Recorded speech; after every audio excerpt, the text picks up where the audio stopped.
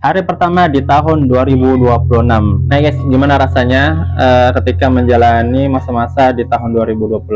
Nah, banyak banget ya kejadian-kejadian atau fenomena-fenomena yang kita alami, mungkin kita rasai, ya kita lihat di tahun 2025. Nah, dan mungkin ada beberapa orang yang selama di tahun 2025 belum mendapatkan apa yang dia inginkan atau apa yang dia targetkan, dan ada juga beberapa orang yang memang dia sudah capai di tahun 2025. Nah, bagi teman-teman yang masih belum mencapai target yang harus dicapai di tahun 2025, teman-teman bisa mulai lagi di awal tahun 2026 ini. Nah, kita jadikan di awal tahun 2026 ini ya, jadi nggak mesti sih setiap awal tahun kita introspeksi ya, kita memperbaiki diri, nggak sih sebenarnya. Tapi berhubung ini di awal tahun, memang momennya kita baiknya ya merenung sejenak ya.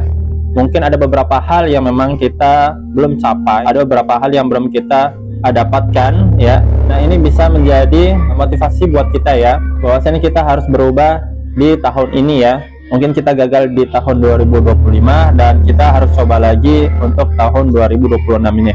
Dan semua itu pastinya tidak terlepas yang dari namanya doa dan usaha, dan kita perbanyak ya doa kita kepada Sang Memberi kesuksesan. Dan teman-teman mungkin bisa mulai dengan merencanakan hal-hal apa aja yang teman-teman kepingin capai di akhir tahun 2026.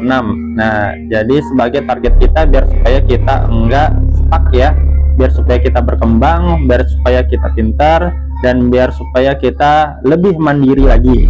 Dan setelah melihat ya fenomena dan kejadian-kejadian yang telah lalu di tahun 2025 dan sampai saat ini di tahun 2026, belum juga ya ada perubahan, dan ada sebagian juga yang mulai merangkak kepada perbaikan dan pemulihan. Dan saya mengajak teman-teman semuanya untuk doa ya, membantu menyumbangkan teman-teman kita, saudara-saudara kita yang terkena musibah di seluruh penjuru yang ada di Indonesia, dan saudara-saudara kita yang terkena musibah di seluruh dunia ya, karena kita tahu ya di beberapa negara juga mengalami hal yang sama seperti kita.